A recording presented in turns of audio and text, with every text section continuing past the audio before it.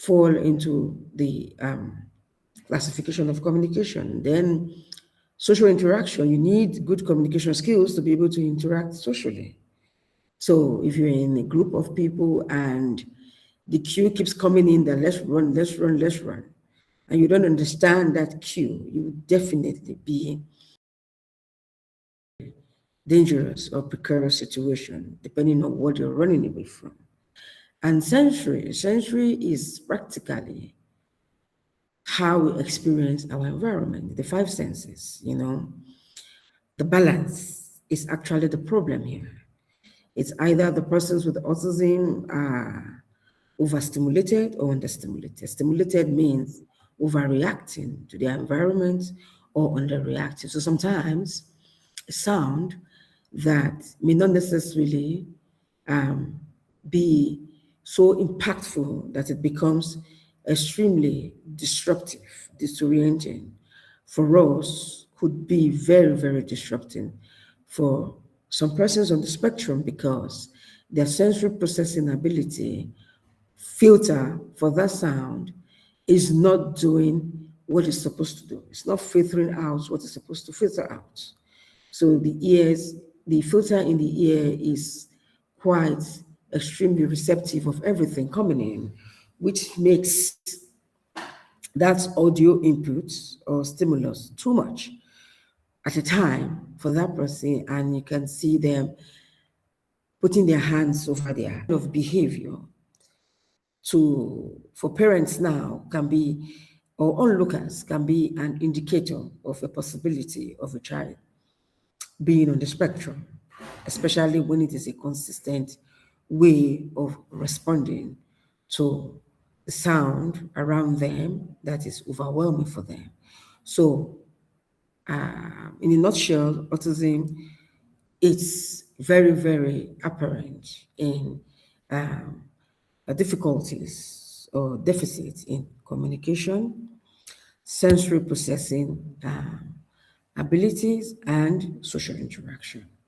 So, knowing these deficit categories to make it easy for parents to know what to be observing in their children, because of course, you know how a child, whether a child is growing well or not, through the milestones.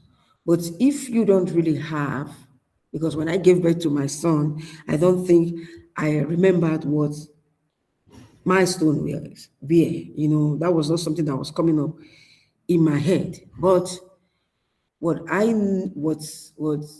what I saw that made me kind of like becoming suspicious that this boy could be different was he still being awake as late as 1, 2, 3 a.m. at night.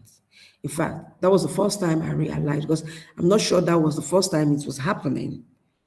But I woke up that night to go to the bathroom and I saw a figure behind the curtain. I was like, who can be there? Very small figure. So I went close to the curtain, pulled the curtain to the side, and I saw him.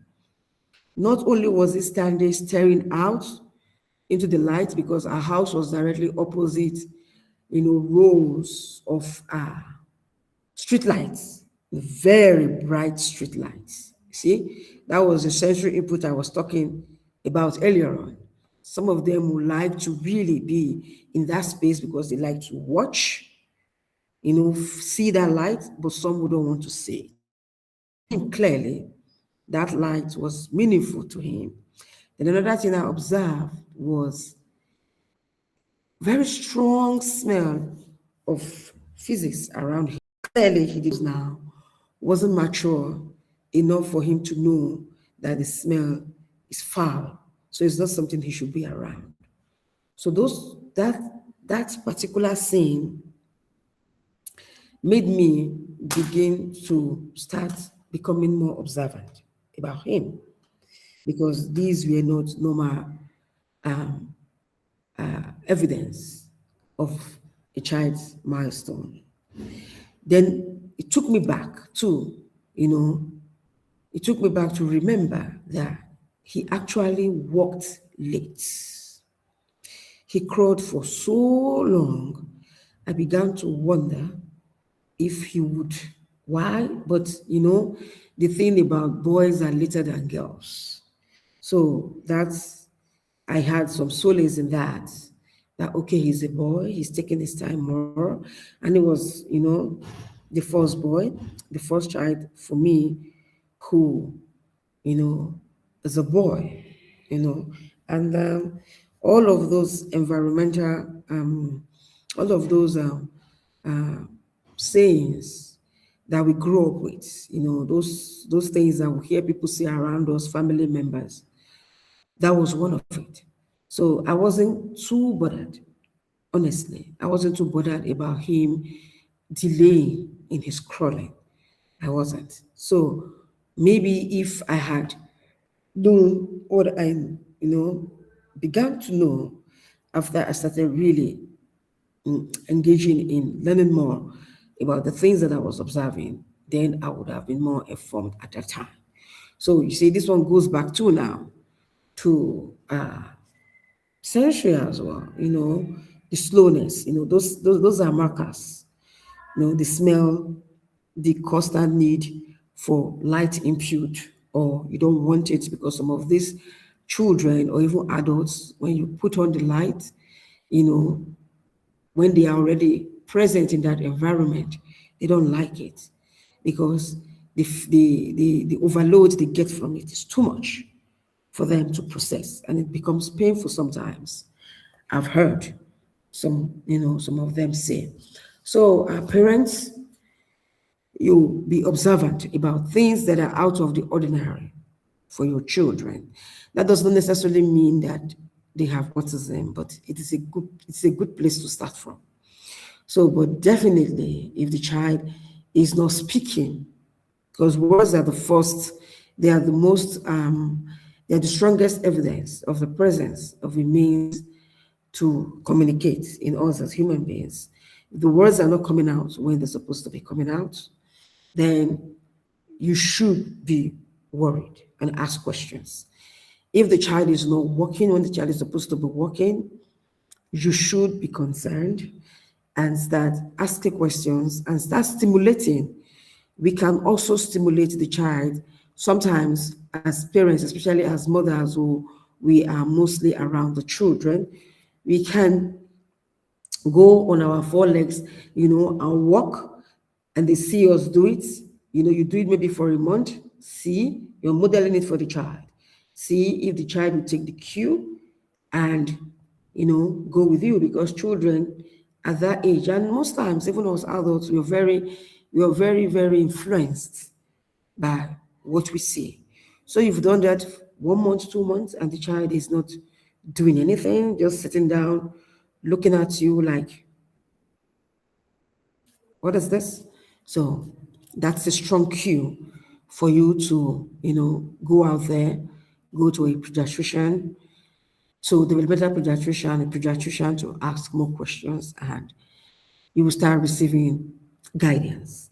And if the child, like I noticed, doesn't sleep when the child is supposed to be sleeping, the child doesn't necessarily need to be crying or throwing tantrums, but we know that the child is not sleeping, plus the child is engaged in activities that at that time of the day it's not supposed to be engaged in, then you have to start asking questions.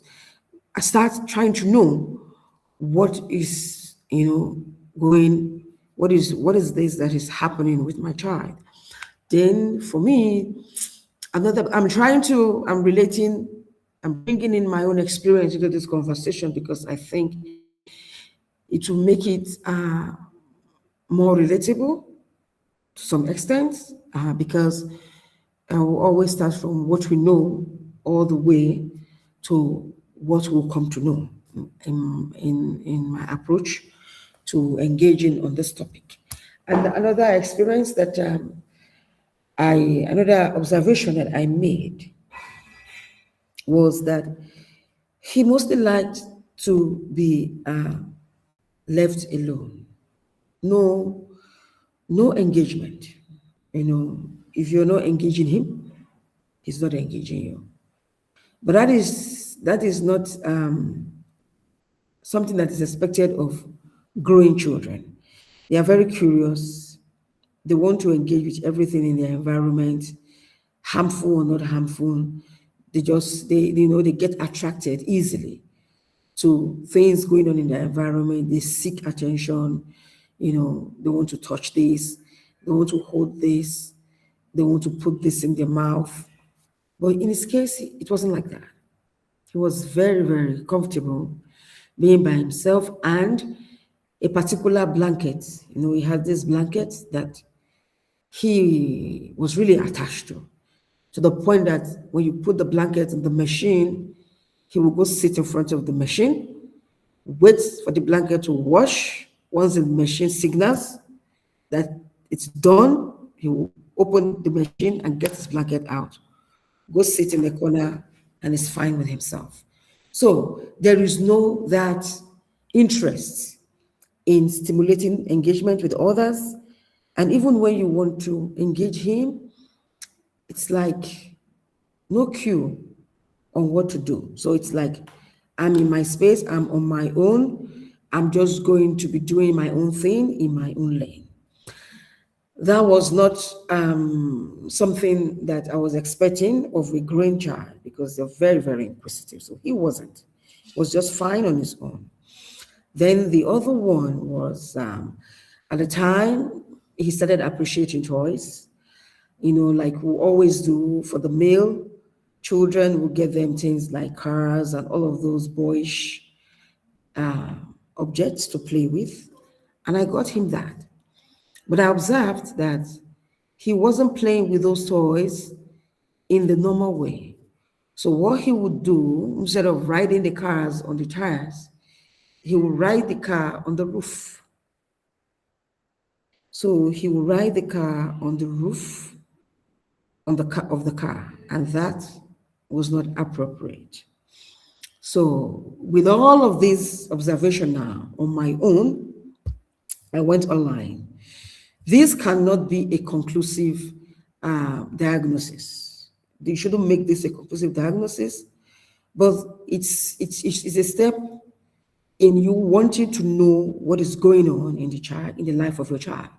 So with all of this observation, because he has really grown a bit more to start appreciating toys. And when all of these things, when this approach to playing, when I observed it, I put everything together, went on Google and typed in all of my observation. And the response I got was autism. So that is how, and at least that word came to me, and I could put a name on what I have been saying. Because till this point, he wasn't communicating. So that communication, the first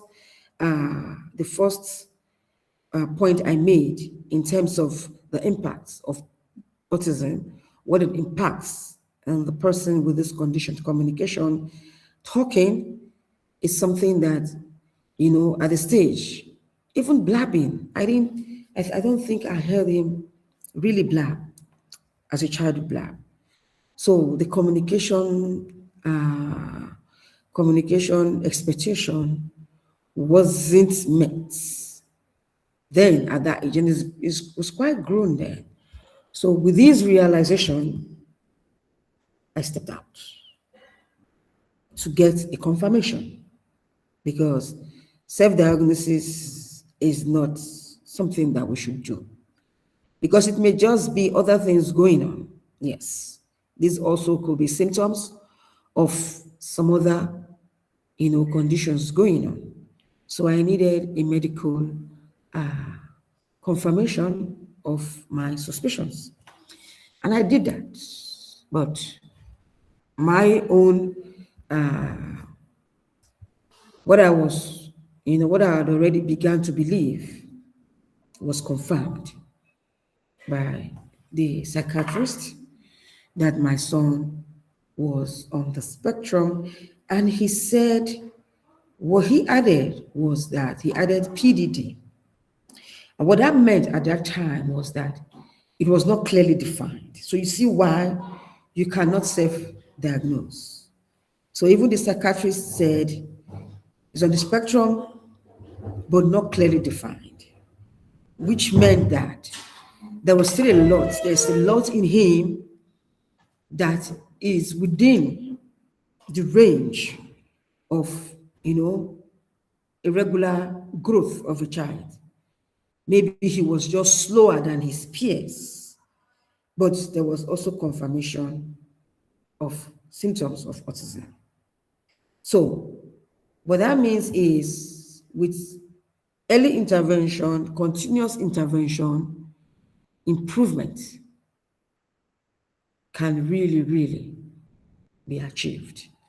So, then the therapy started, which is very, very important. As parents, we must start early intervention for our children. For my son, the speech wasn't there. The awareness wasn't there. Awareness in the sense that I noticed that he did not understand himself within his environment. So you're talking to him, he's not responding. You're directing him, sense of direction, sense of balance, sense of being able to regulate himself. So he needs something and he doesn't get it. His response, the way he will tantrum, will be so excessive. So there was no ability to really rein in his emotions. But that one too, I was advised to get an ABA therapist for him. Because an ABA therapist, everything you do is behavior, right?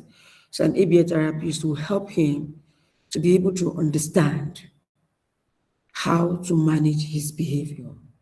And also ABA therapists are also trained to also help in sensory regulation. So the child is helped to gradually become attuned to his senses. So like, for example, it was clear that his smelling, his ability to understand smell, which is very, very important for us, because when you can't smell, there is the possibility for you to be in danger. Because if a smell is foul, it will repel you from even wanting to go near a particular substance, especially for a child. So the child, that smell will push the child away. But if a child does not understand smell, the child will now, most times, be mouthing, will smell through their mouth, which means this child can put in substances that are not safe. So you have to train that smell.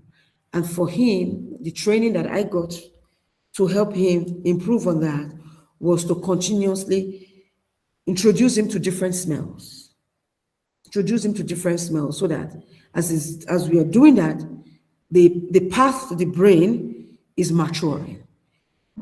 Is taking in those smells, is keeping it, in storing in those smells so that when the child even comes across this smell that they're experiencing, they'll be able to identify them. And gradually, that sensory organ and that sensory pathway will be improving. Then we also worked on the tastes because our senses are very important. Because children on the spectrum, because of their sensory deficiencies, they may find it difficult sometimes to eat. And the tastes play a huge role in how we perceive food. So what is sweet, what is bitter, what is sour. So, kept giving it to him, in order, in sequence, or you start one after a while. And you have to add the word too. So if you're giving him something sweet, you let the child know that this is sweet. Something bitter is bitter with the look on your face, So there, the child is learning the word, learning the taste, and also learning the expression.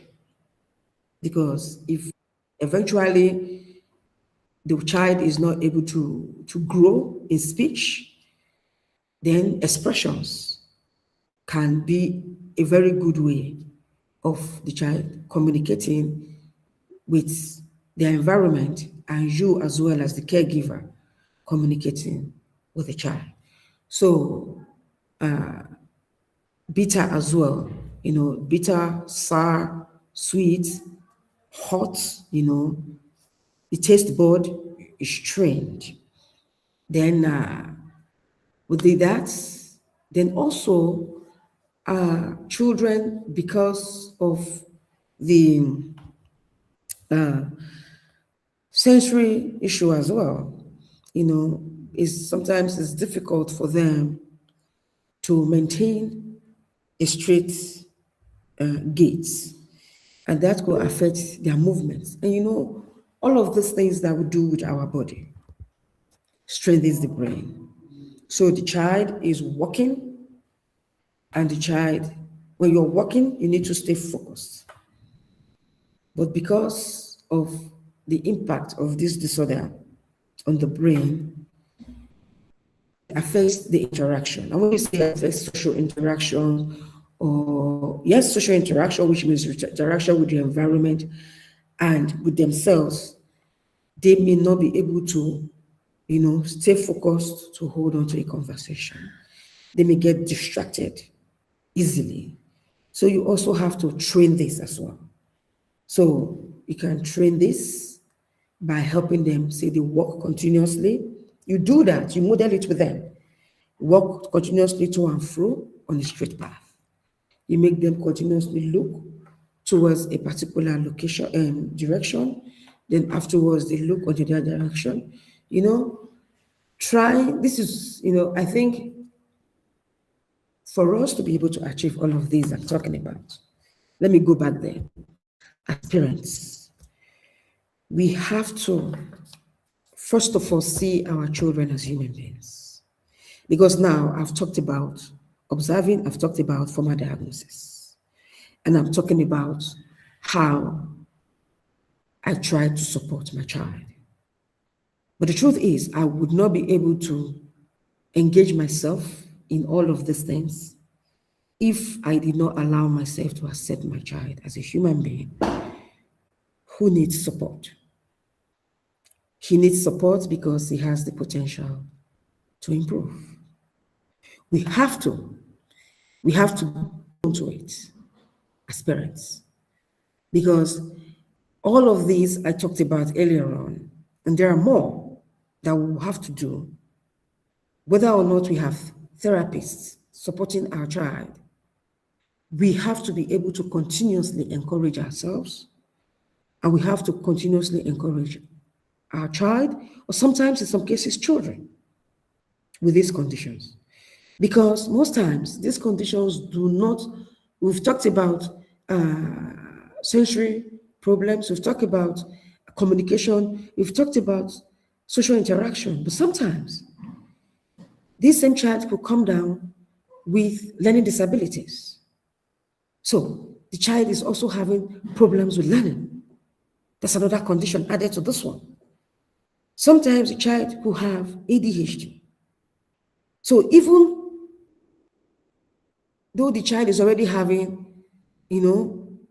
problems with social interactions, being able to manage themselves in a social setting, being able to engage, being able to understand cues, being able to relate with their peers and their environment, the child can also have attention deficits.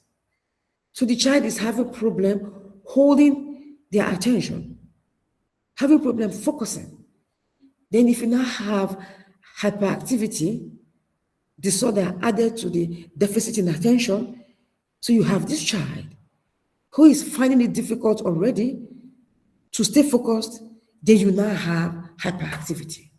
So the child is, disorganized, not disorganized physically, but straight from the central nervous system, straight from the brain, everything makes the child on edge.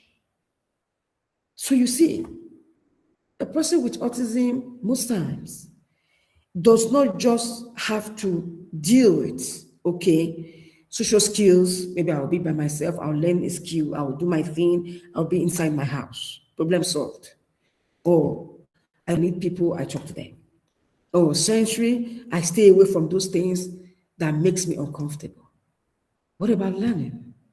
If the child is having issues with learning, and the child is having issues with, excessive restlessness, or even being able to hold themselves to focus on something.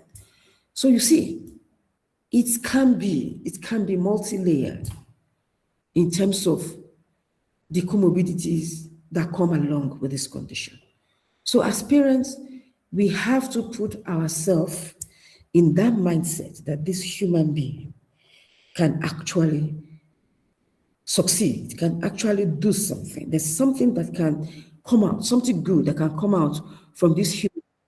And I want to participate in making that happen because you cannot do it alone. You mustn't want to do it alone because it's not possible. But you have to learn. You have to learn, you have to know your child's condition, you have to learn skills that will allow you be of use to the child, and in turn, give you a lot of stability, calm, and peace of mind. Because one of the reasons why parents are so stressed out, so frustrated with their children's condition, sometimes they've accepted it.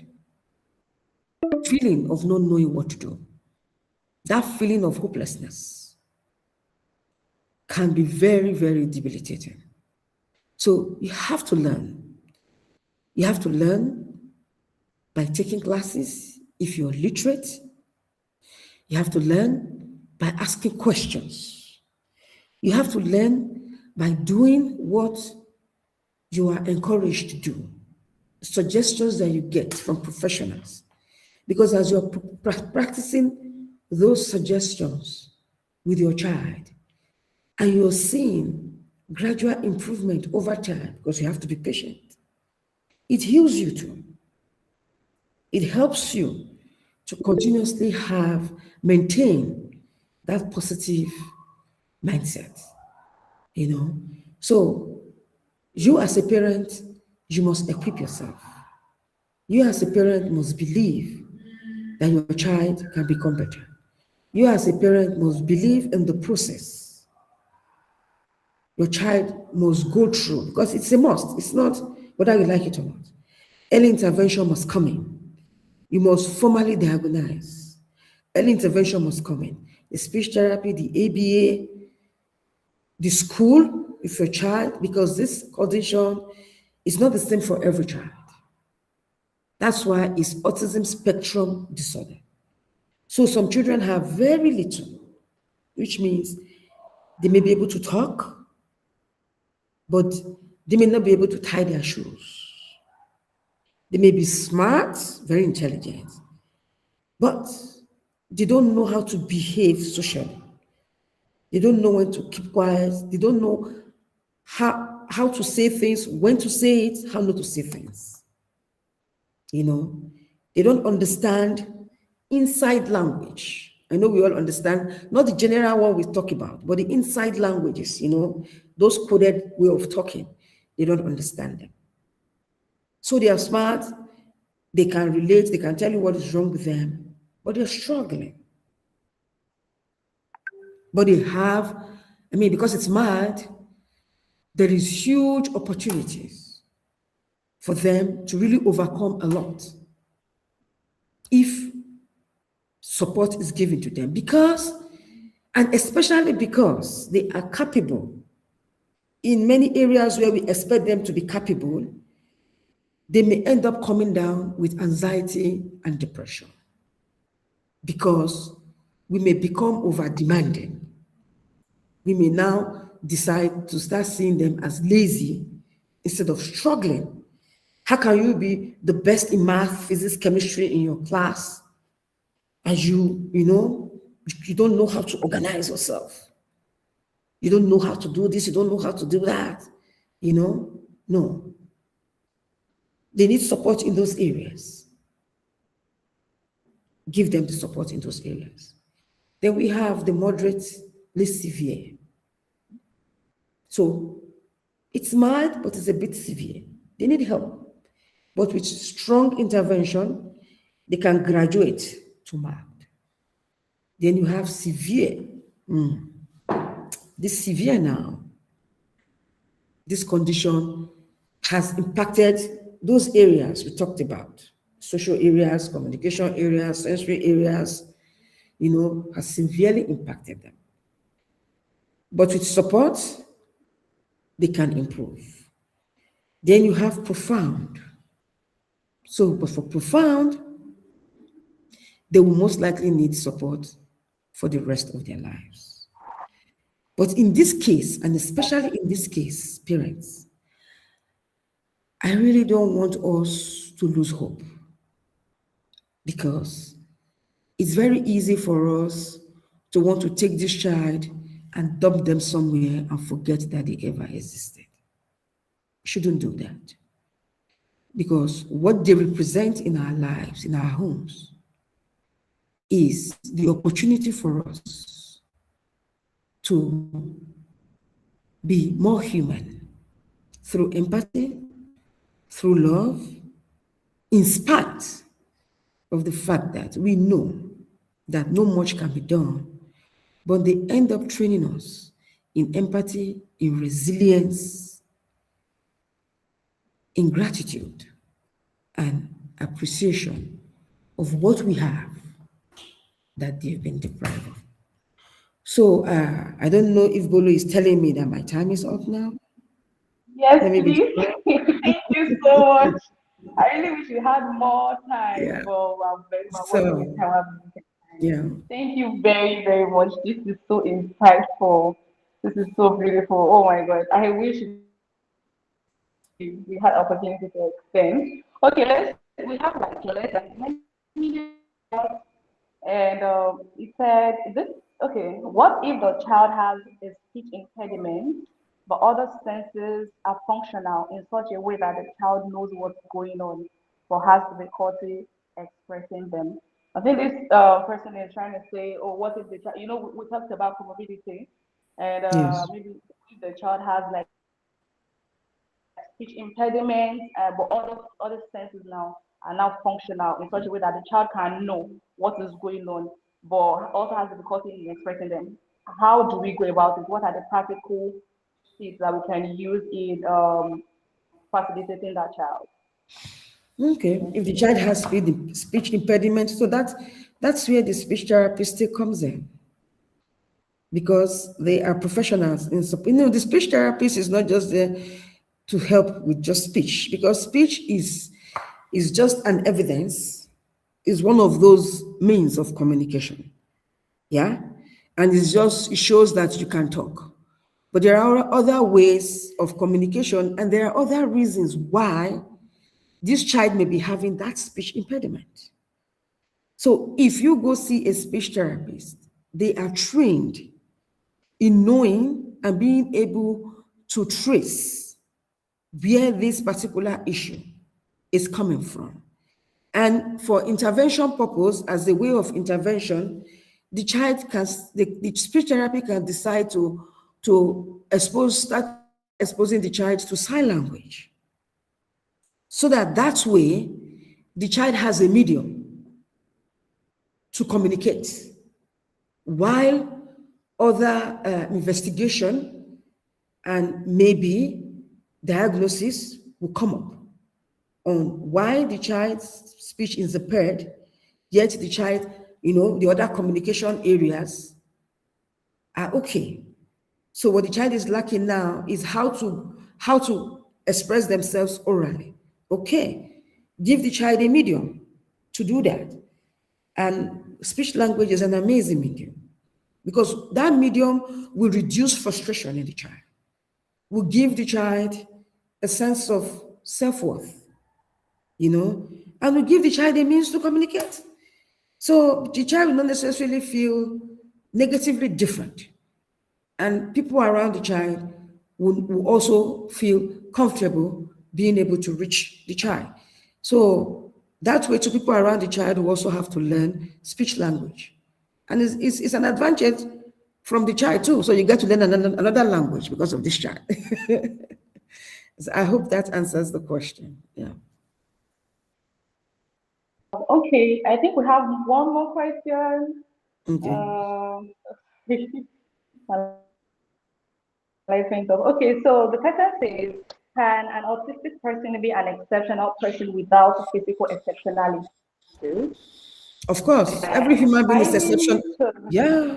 Everybody, we are all exceptional without physical exceptionality. Of course, as human beings, the product of your exceptionality is mostly what we have to judge that exceptionality. And most times it depends on what you're looking for, right? So, if what you mean, if what the question, the person is asking the question means, if it depends on the category you're talking about, because when you say physical, does that mean that they cannot use their physical limbs? Then that is autism plus something else. If you're saying that learning disability, there are different ways that support can come in there. Yeah. If the child cannot go to a regular school, the child can learn a skill. So if you are looking at the academic aspects of um, physical exceptionality, it depends on the level of the child. It depends on how early intervention came. As long as the child is not so profound that they cannot even learn a physical skill, I think with all of the proper forms of intervention, the behavior, the social, vocational skills is also a form of intervention. And if you are looking, if you're thinking about how this physical this physical evidence, if you're thinking about it with respect to whether or not they can end with it and become independent, it also depends on the family dynamics too and the reality of the situation. Now, if the child is regulated enough to learn a skill, to earn a job, why not? You can get a shadow with the job with the child. It now means that the family will now have to, advocate for the child with prospective employers. Otherwise, if the child is not regulated enough, the person is not regulated enough to work outside, then the person can be engaged in chores within, and you make sure that they are paid for it. So there are options, depends on how innovative the caregivers, the carers, and the environment the child or the person is, depends on how innovative the approach is. I think so. Did I All answer the right, Ma, question? thank you so I much. hope I Thank you did. so much. Yeah, you did. Thank Okay. you very, very much. I hope we'll have part two because at this point our Yes, we time is not can. enough. No problem at We, all. we, And we then I have a will lot just to focus on tutors. I'm sorry, I really went on parents this time. Yeah, you because I did. really Yeah. feel that the home and the family is very essential to everything that comes on afterwards. Yeah. Yes, yes. So we'll definitely have more parts, not just part two. We have a lot to talk about when it comes to autism spectrum. I mean, it's a spectrum, it is wide, it is big, it's Yeah, a it very is. big umbrella. So thank you so much, Mrs. Mojope Afizogu, our dear founder of Mojope Afizogu Foundation. And thank you everyone for joining. I really appreciate. Thank you so much for taking out of your time to join us. And I hope we have a beautiful, beautiful day. Bye, everyone. Have a nice day. Thank you so Bye. much. Bye, Ma. Thank you Thank for you so coming. much. Thank you for Yes, having me. thank you. Thank you. Thank you.